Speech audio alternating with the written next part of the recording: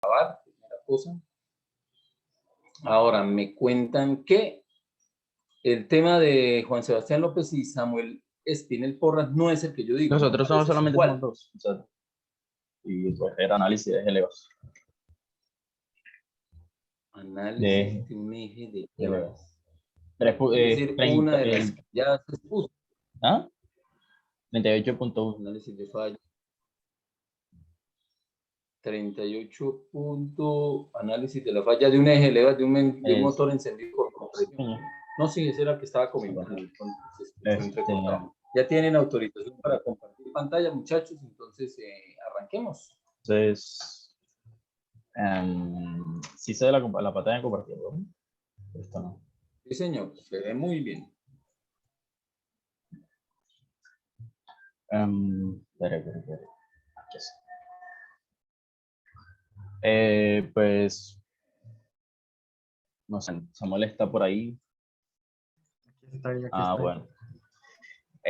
Pues, bueno, profesor, se nos fue asignado este tema y mi compañero es Samuel David Espinel y queremos darle a conocer este país. Pero primero, de primera instancia, queremos dar una introducción a lo que, digamos, este eje de eleva puede afectar y los otros contribuyen con él.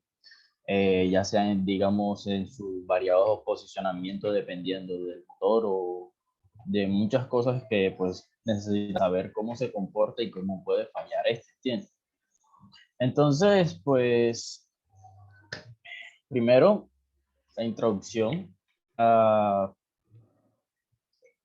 pues para llegar allá, necesitamos saber de que los árboles de levas pueden estar bajo el cigüeñal, pueden arriba, que es la preferencia, o pueden estar a los lados. Cabe recalcar que hay diferentes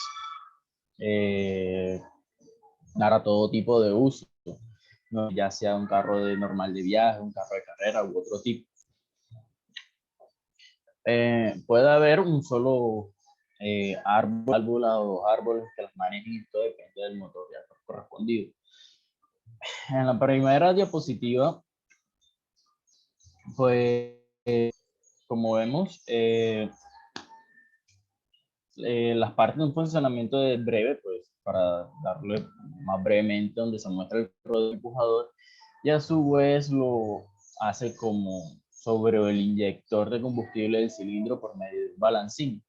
Consecuente a este se puede apreciar más con revoluciones expresadas en periodos donde pues, el proceso y emisión de escape, ya sea en la parte donde afecta el eleva, afecta, digamos, pues, a los periodos que se dan con respecto a la admisión, compresión y expansión de las válvulas de un motor.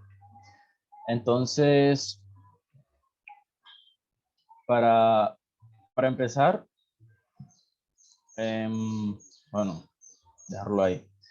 Es necesario generar una determinada secuencia de cicatura y cierre, como ocurre con la válvula de admisión y escape de los cilindros del motor de un automóvil. Entonces, se sitúan las levas necesarias sobre el eje, construyendo el árbol de leva.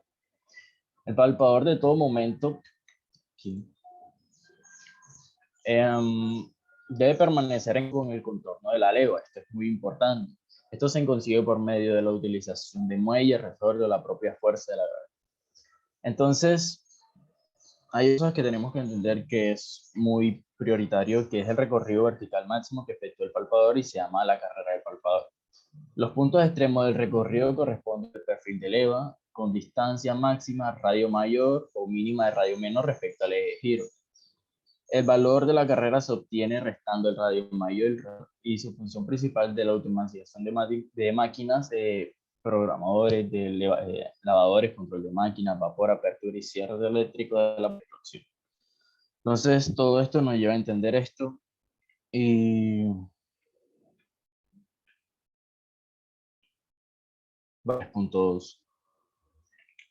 Entonces, para empezar, quiero dar a conocer sobre los procesos en el que, digamos, este árbol de leva prioriza sobre, digamos, los periodos de las válvulas de un motor. Entonces, para empezar, debemos saber de que según el periodo de leva, asimismo lleva momentos de compresión, expansión y emisión, como ya lo dije anterior al motor. En este primero es el de comprensión, prácticamente en el cual la leva se extiende hasta un periodo en el cual es el verde y todo ese proceso o ese tiempo donde entra cierta cantidad de aire consiguiendo un mayor evoluciones al tenerlo un poco más abierto o extendido. En el segundo es la expansión, donde las válvulas de escape están cerradas, sube, pero haciendo que el gas expanda con su nombre. Lo dice, y a su vez la válvula de escape se va abriendo para hacer que el pistón no fuerce tanto mientras sube. Y por último, el de admisión en el motor.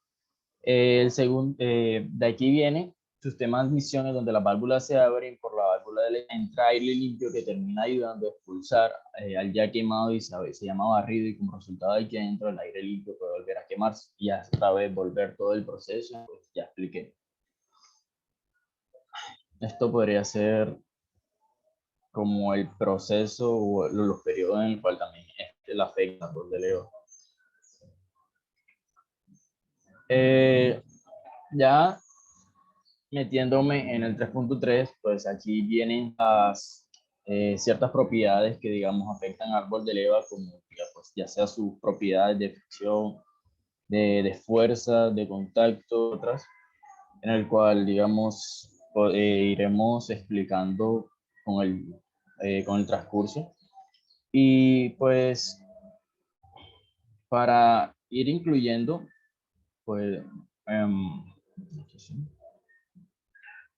al mecánica que es una de las cosas, pues digamos, que más puede ser importante aquí o más curiosidad puede dar.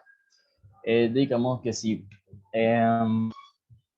¿cómo afecta esto? Aquí, digamos, se puede ver pues, unas fatigas en las cuales puede afectar al árbol de leva según el desprendimiento de material y otras cosas que iré explicando, pues, cómo está, digamos, fatiga superficial, desgaste erosivo y desgaste.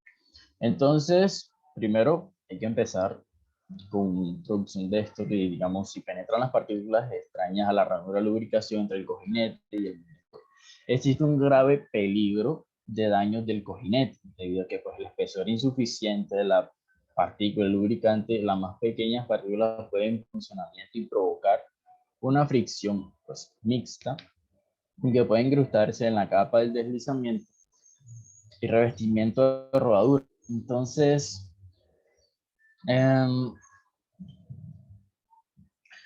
por otra parte, las partículas cuyo tamaño y grosor a las dos capas de deslizamiento y revestimiento de rodadura no pueden incrustarse por completo. La parte sobresale original y el desgaste del muñón al árbol en forma de estrías, como en forma de grietas, o por decirlo así. Entonces voy con un tipo de fatiga que es la superficial. ¿Sí? ¿Está viendo, profesor? Bueno, entonces la fatiga superficial se encuentra principalmente en los engranajes del motor, además del árbol de levas y es por desprendimiento del material en superficie por fatiga, como se viene diciendo anteriormente, que en los giros es un solo sentido, originando con esto un aportamiento de engranaje y árbol de leva. Más si buscamos clasificar de una manera en particular de falla como desgaste por fatiga, pueden resultar hasta confusos, ¿no? Así pues buscando un tipo de desgaste a fin de hacer una clasificación. El término desgaste por fatiga se puede identificar la falla de contacto lubricados como lo son los rodambulas de giro, rodillos, engranajes y levas. El desgaste erosivo. Este tipo de desgaste pues ocasiona pérdida de material, como se puede ver aquí. pues pérdida de material en la superficie por el contacto con un líquido que contiene una suspensión de cierta de partículas y abrasivas como se muestran en la figura, siendo esencial el movimiento relativo entre los fluidos de la superficie y ya que con la fuerza de las partículas que de hecho son responsables del daño se aplica cinemáticamente. El desgaste erosivo es donde el movimiento relativo de partículas sólidas es casi paralelo eh, con las superficies erosionadas se denominan erosión abrasiva. Por otro lado, la erosión en la que el movimiento relativo de las partículas es casi normal, es perpendicular, a las superiores erosionadas se conoce como erosión de bajo impacto. Y el desgaste erosivo, última parte, esto mayormente se basa en las reacciones químicas. En las que influyen mediante el ambiente o cual contribuyen de una manera rápida y agresiva en el desgaste. Y digamos, en algunas ocasiones las reacciones químicas ocurren primero y estas son seguidas para una remisión de los productos de la corriente y una acción mecánica, pues ya sea la abrasión, de tal forma que la acción mecánica podría ser primero a la acción química, dando como resultado las pequeñas partículas de superficie.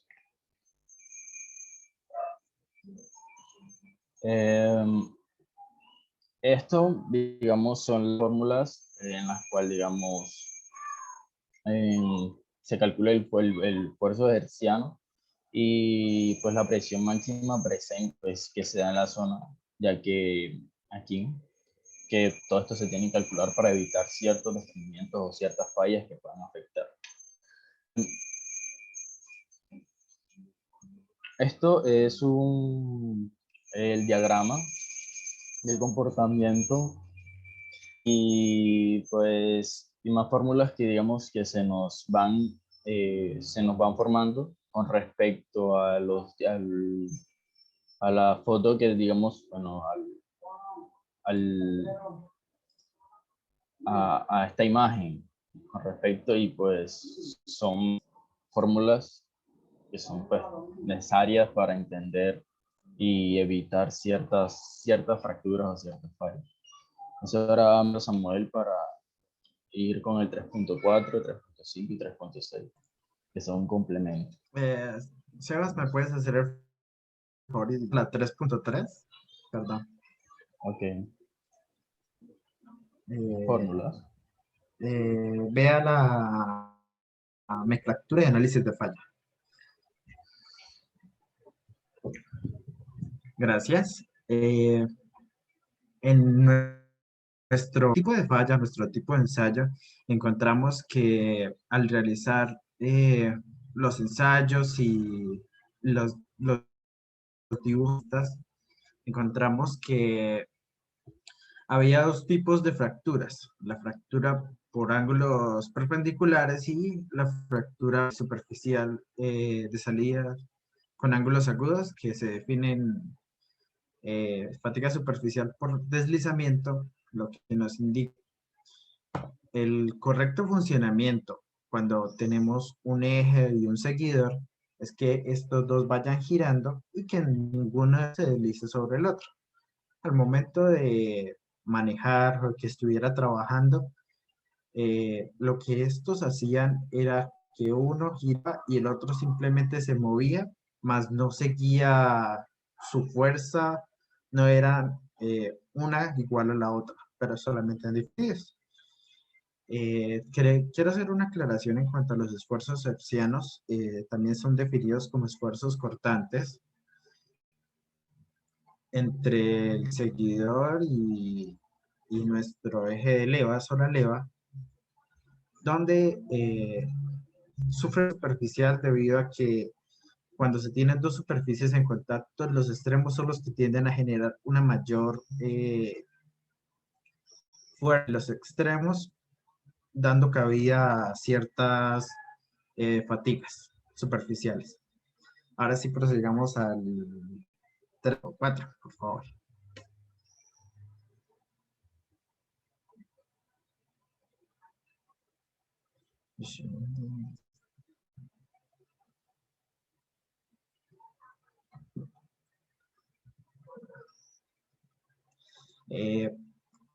Como consiguiente, después de determinar nuestra falla y y todo aquello que ha sucedido, se procede a realizar un ensayo, talografía, dureza y espectroscopía.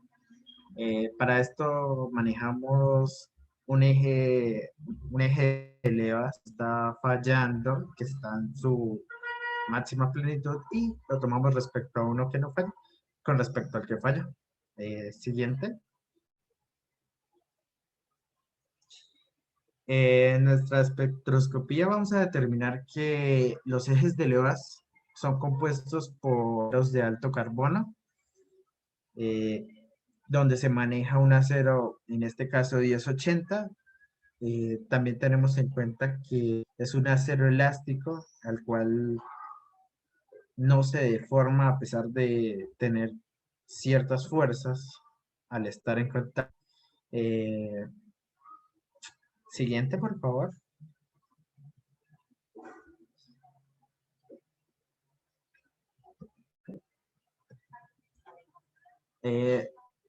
Ahora vamos con el ensayo de dureza.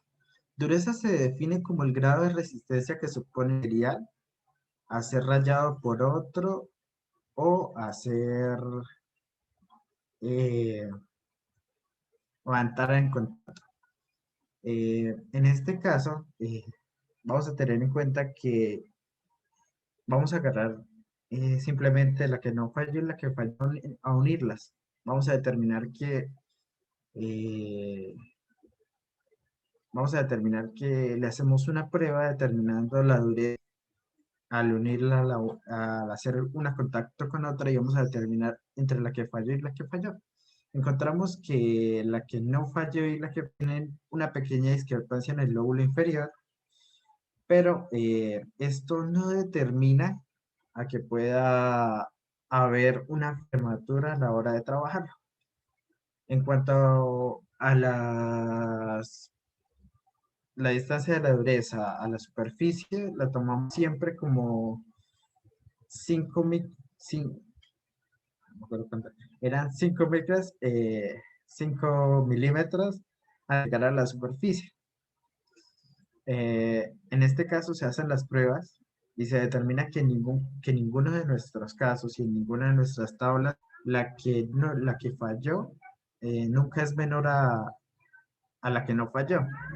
Por eso no hay cabida tampoco a que en algún punto de estos ella hubiera tenido ese pequeño lapso, esa pequeña dureza faltante a la hora de entrar en contacto.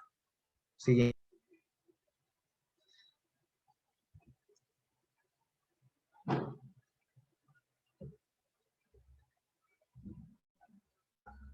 Bueno, en nuestra metalografía vamos a manejar que el centro es un núcleo perlítico y que, como he dicho anteriormente, al ser un acero 1080, se le hace, después de ser fundido, después de ser trabajado, tiene que hacer un temple, un tipo de tratamiento térmico para que su superficie sea más rígida de lo que es en el núcleo. Vamos a trabajar y vamos a ver que en ninguna de nuestras dos, tanto en la que está en un buen estado, que tiene fatiga superficial, no se va a encontrar una diferencia, algún tipo o que estas superficies, en cuanto a gráficas y espectro, una sea diferente de la otra. Por ende, vamos a determinar que al no tener ningún tipo de contacto, tampoco podrías haber afectado de manera prematura nuestro material. Siguiente.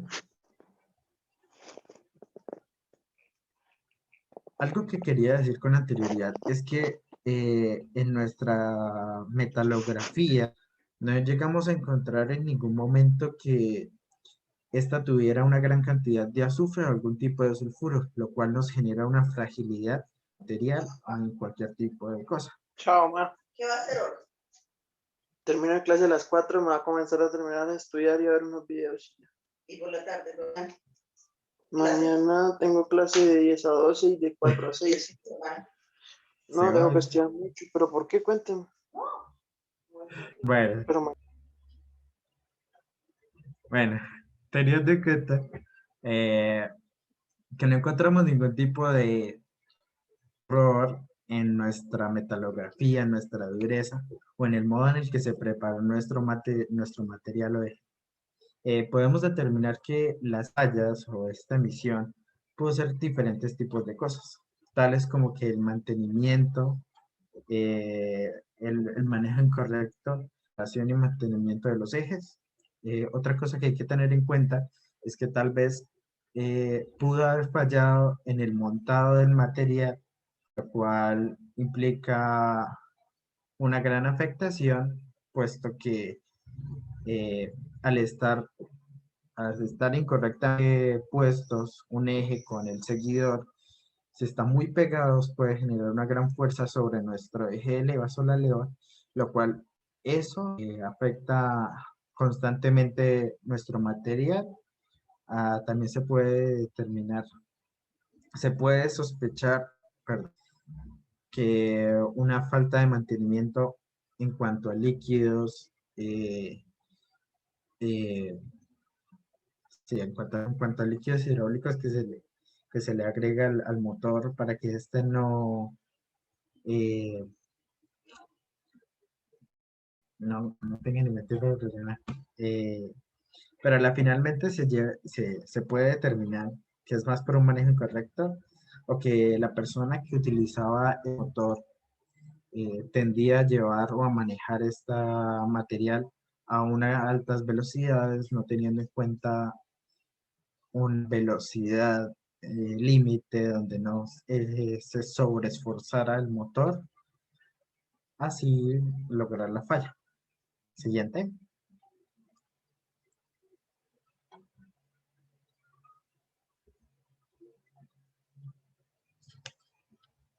Nuestras recomendaciones, siempre se debe tener en cuenta que eh, se debe que mantener o la persona que siempre está al margen del armado de estos tipos de motores, en el caso que es el EOAS y el seguidor, tenga un conocimiento propio, puesto que pudo haber sido una pequeña descuido, una pequeña falla que ocurrió debido tal vez al tiempo o a la poca concentración que tenía en ese lugar, lo cual nos pudo hacer eso.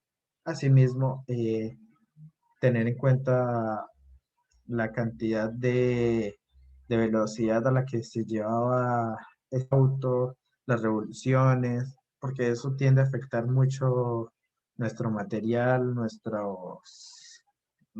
¿qué? Nuestras cosas y la función que hace cada uno de ellos. Eso es todo.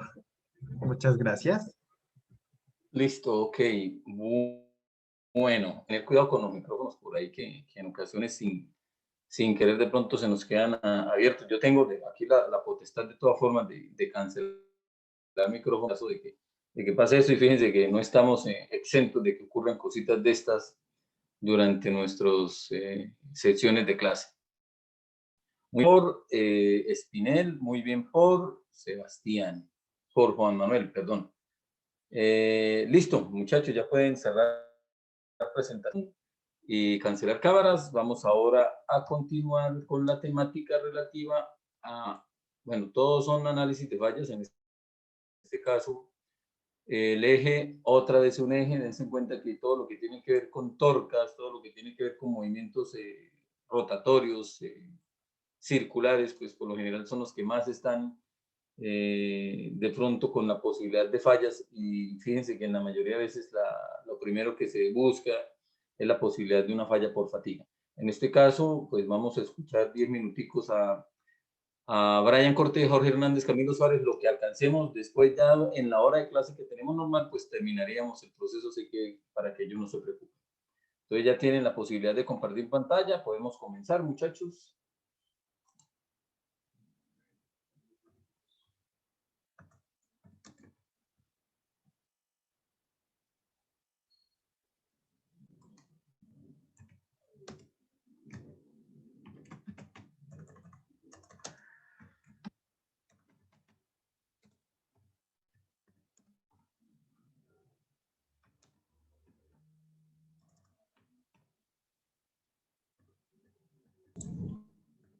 Buenas tardes, compañeros. A mi grupo le correspondió el análisis de una falla, una bomba de un eje vertical del acueducto, de una bomba vertical en un acueducto. Principalmente se logró determinar que la falla más probable se encontró por un mantenimiento deficiente. Le voy a hacer una breve descripción de la bomba. Esta bomba, pues, generalmente fue diseñada para sacar agua de pozos muy profundos. Como se observa en la figura, se trata de una bomba con un eje totalmente vertical. Este eje es de tipo, es decir, él no está en contacto directo con el agua. Por esta razón, pues él es lubricado con agua. Esta bomba está diseñada básicamente también para impulsar caudales de agua. La bomba, como lo vemos en la imagen, tiene 5 secciones unidas entre sí por acoplos. Sección de los impulsores mixtos que se ve ahí en la figura, esta sección fue la que presentó la falla, que es la parte más larga del eje. En la imagen de la derecha, la imagen nos muestra en detalles, digamos, algunas piezas, como por ejemplo la contraflecha, que la vemos ahí. Esta es la que protege las secciones del eje en directo al agua. También vemos el acople, el cual une la sección corta del eje con la sección larga. El impulsor, que es el que hace ascender el agua, y lo encontramos de tipo axial. También encontramos los empaques. Esto evita la entrada del agua a la unión de los acoples.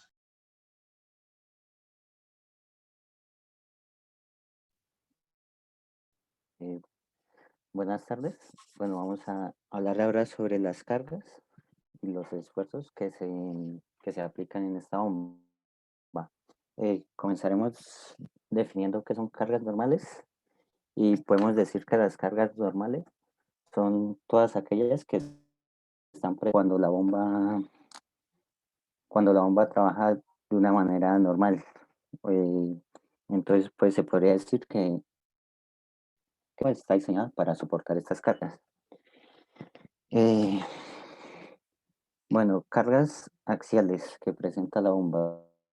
Pues la carga axial es una fuerza que va dirigida paralelamente al eje de simetría en algún elemento de la estructura. En este caso, pues las cargas axiales son las cargas que ejerce el agua sobre el alavés. Y aquí las podemos ver. El torque. Bueno, el torque es una fuerza que tiene la capacidad para hacer girar, ¿no? Y el torque que podemos encontrar aquí es el torque que ejerce el agua, sus impulsadores, ¿no? O sobre el alavés. Y otra que es el peso, pues que está ejercida por la fuerza gravitacional sobre los elementos, y pues claramente cada pieza de los tiene un peso. Ahora, cargas anormales que presenta esta, ¿no? Entonces decimos que las cargas anormales se presentan cuando esta bomba pues ya deja de funcionar de cierta manera, ¿no? De la manera indicada. Entonces, estas pues se pueden presentar cuando el eje no se encuentra totalmente vertical, sino que se dobla, digamos, un poco, presenta cierta inclinación. El otro puede ser por desalineamientos de los acoples, que ya no, mi compañero Jorge. Entonces, todos estos ejes deberían ir sobre un mismo eje de simetría, y pues de pronto algunos se desvió un poco, ¿no? Y el otro puede ser por el de estos impulsadores. Aquí entre el eje y los impulsadores pues va a haber constante giro y se puede desgastar entonces tienden a quedar de una manera un poco diagonal, digamos, no tan horizontal, sino diagonal. Entonces, por eso se pueden presentar estas, estas cargas anormales. Bueno, una de ellas es la fuerza transversal. Esta pues es una carga que se aplica de forma perpendicular al eje longitudinal, produciendo una o, o como un corte sobre el eje. Entonces, acá podemos ver la fuerza transversal que aplica este impulsador sobre el eje, hacia el centro del eje. Entonces, esa es fuerza transversal que se aplica aquí en este caso en la bomba. Fuerza momento, pues la fuerza del momento posiblemente por el desvío del eje, y entonces pues el peso de estos van a generar cierto momento en esa sección. Bueno, ahora las cargas, si nos fijamos en la parte de abajo del eje, podemos analizar las cargas que surgieron, ¿no? Que sean ahí. Entonces tenemos un momento flector, que el momento flector pues es una fuerza resultante de una distribución de una sección transversal. Estas cargas pues